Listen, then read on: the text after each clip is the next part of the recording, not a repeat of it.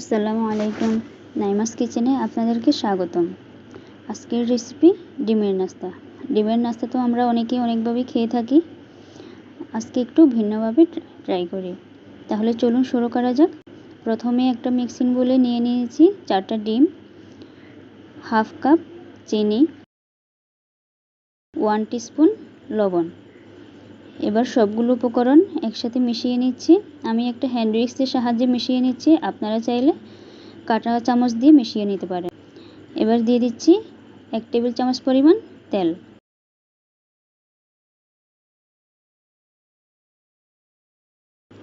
এবার দিয়ে দিচ্ছি এখানে মৌরি অর্থাৎ মিঠা জিরা।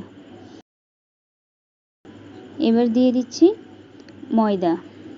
অল্প অল্প করে ময়দা দিব আর মেশাবো যতক্ষণ না একটা পারফেক্ট ডো তৈরি করতে পারছি। এই ডোটা একটু শক্ত হতে হবে, একটু খুব বেশি শক্ত না আবার খুব বেশি নরমও না, এই ধরনের। এবার এটাকে রেস্টে রেখে দিব 20 মিনিটের জন্য। 20 মিনিট পর ফিরে এলাম। এই যে আমাদের ডোটা সম্পূর্ণ রেডি। এবার এটাকে একটু মথে নিয়েছি। এবার ছোট ছোট করে লেচি কেটে আমরা এটাকে বেলে নিব, একটা পাতলা রুটি করে বেলে নিব।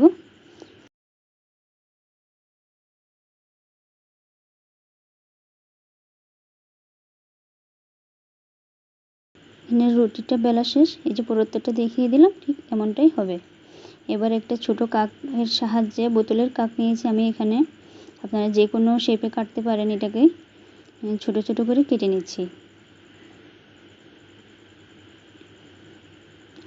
আপনাদের যেমন খুশি তেমন করে ডিজাইন দিয়ে নেবেন।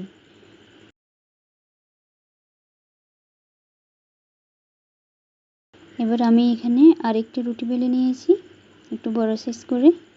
এবার এটাকে একটু অন্য ডিজাইনে কাটবো।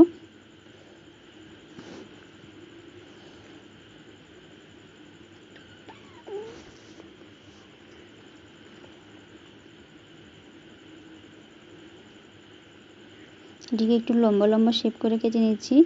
আমরা যেভাবে ডিমের বিস্কুট বানিয়ে থাকি সাধারণত এভাবে।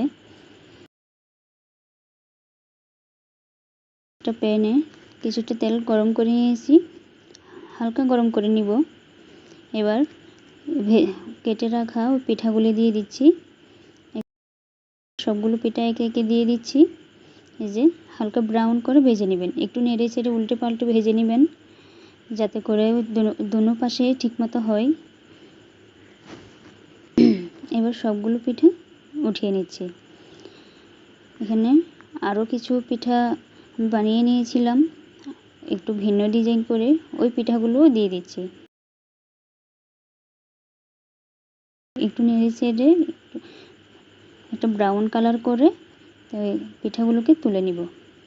এই পিঠাগুলো আমি প্রথমবার যে পিঠাগুলো বানিয়েছিলাম ওই পিঠা থেকে আরেকটু পাতলা করে রুটি বেলে বানিয়ে নিয়েছি, কারণ আমার কাছে মনে হচ্ছিল যেন এই পিঠাগুলো আরেকটু পাতলা করলে খেতে ভালো লাগবে, সেজন্য। এবার আমি এটাকে একটু ব্রাউন করে ভেজে উঠিয়ে নিচ্ছি। তৈরি হয়ে গেল আমাদের মজাদার পিঠা। আপনারাও এইভাবে ট্রাই করে আমাকে জানাবেন যে কমেন্ট বক্সে কেমন লেগেছে আপনাদের এই পিঠা। আবার কথা হবে পরবর্তী ভিডিওতে অন্য কোনো রেসিপি নিয়ে। আজকের মতো এতটুকুই। আল্লাহ হাফেজ।